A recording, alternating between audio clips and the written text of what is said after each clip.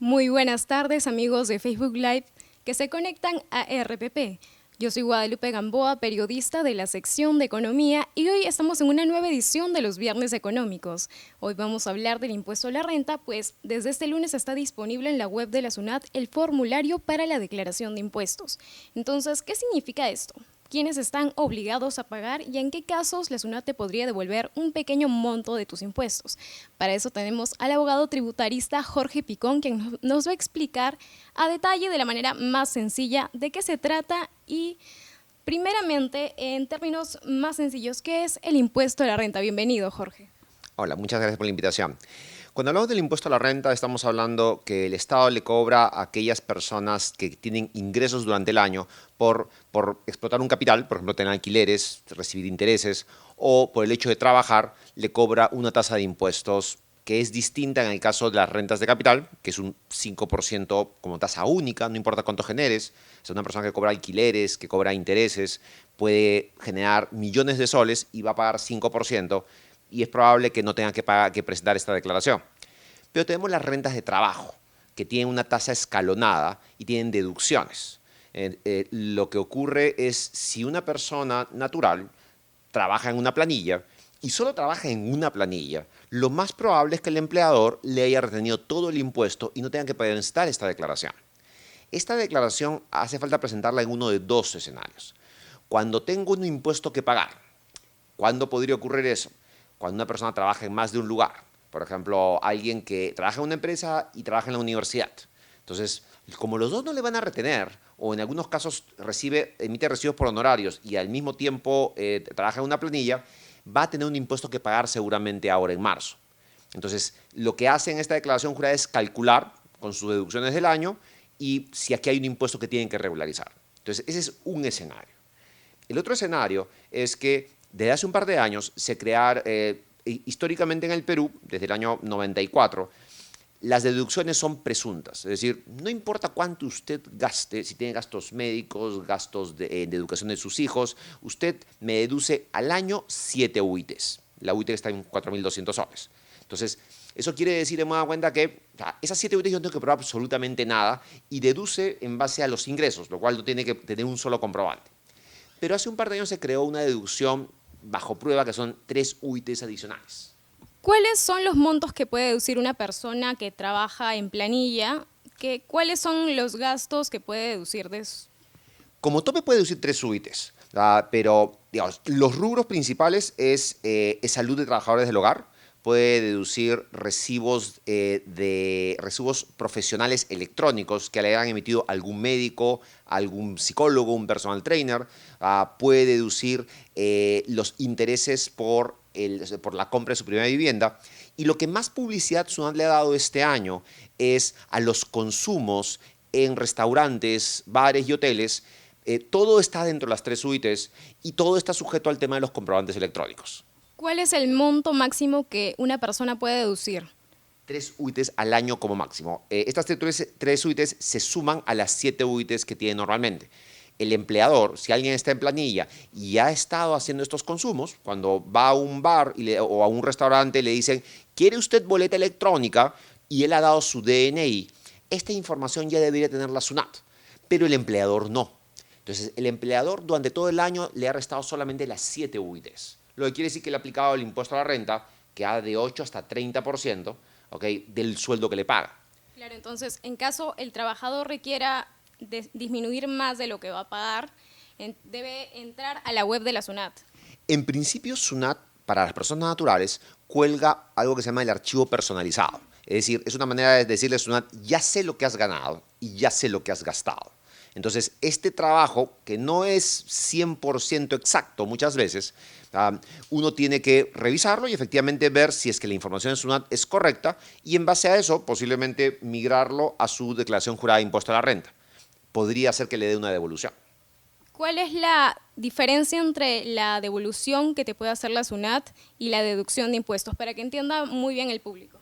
Claro, cuando estamos hablando de mi deducción máxima son 7 UITs, que son más de 28.000 soles, y las 3 UITs adicionales sujeta a comprobante de pago es solo una deducción. Quiere decir que si yo he pagado 8% de impuesto a la renta, porque puede ser que esté en esa escala, lo máximo que voy a obtener de devolución va a estar en el orden de los 800 soles.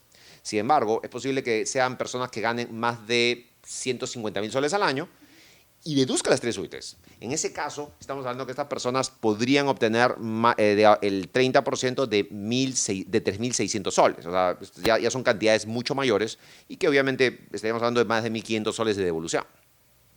¿Y podría explicarnos cuál es el paso a paso que debe seguir una persona para hacer la declaración de impuestos y posteriormente pedir alguna devolución a la SUNAT? Correcto. Lo primero que tenemos que tener claro es si usted le han retenido los impuestos completos en el año. Porque, como les comentaba hace un momento, existen 2 escenarios básicos en los cuales una persona, o sea, si una persona trabaja en planilla y solo trabaja en una planilla, el tema es muy simple. ¿Ya? Toma, el empleador le tiene que emitir un certificado de retenciones, ¿ya? Él va a la web de SUNAT, ¿ya? Y dice, aquí tengo estos gastos, digamos, mi impuesto es 4.000 soles, me han retenido 4.500 soles. Entonces voy a presentar la solicitud para que me devuelvan los 500 soles que me retuvieron de más. Pero está el otro escenario, en el cual trabajo en una planilla, sí, pero es posible que me haya emitido algún recibo por honorarios, que la retención no cubre el impuesto que se le aplica al recibo, y es posible que tenga rentas en el exterior, que justamente recientemente, esta semana, SUNAT ha mandado una esquela a través de la clave Sol a cientos de personas diciendo, tienes transferencias del exterior al exterior o del exterior, posiblemente tengas rentas de fuente extranjera, y eso se suma a tu renta de trabajo. Entonces, una persona podría decir, mira, por mucho que tenga deducciones, tengo que presentar la declaración jurada porque tengo impuesto que pagar. Entonces, tendría que sumar todas esas rentas. La renta de planilla, los recibos por honorarios y las rentas que recibe del exterior. En esos casos sí tienen que hacer la declaración. Tienen necesariamente que hacer la declaración porque es previsible que va a tener un impuesto por pagar. Y posteriormente, ¿cómo puede hacer el proceso de pedir la devolución a la SUNAT? Una vez que la administración, de que yo ya presenté mi declaración y determiné que hay un impuesto por devolver, la administración va a poner un formulario, que es electrónico normalmente, para que yo pueda solicitar la devolución. Esto se suele colgar, no sé si lo han colgado ya o lo colgan esta semana, pero debería estar listo en marzo para que las personas puedan pedir la devolución y SUNAT en muchos de estos casos, por lo menos el anuncio era que lo iba a transferir a las cuentas bancarias de los contribuyentes. Bueno, entonces ahora ya que ya se ha publicado el formulario, la gente ya puede entrar a la web y hacer su declaración. ¿Hasta qué momento, hasta qué tiempo puede hacer la declaración? Las declaraciones pueden hacerse desde ahora, pero la fecha de vencimientos empiezan a partir del 25 de marzo hasta, me parece, la segunda semana de abril. Las fechas de vencimientos se dan en base al RUC. Todas las personas naturales tenemos un RUC, todos los que tenemos DNI tenemos un RUC, aunque no lo hayamos activado. Entonces es el 10, el DNI y un dígito que es un dígito verificador.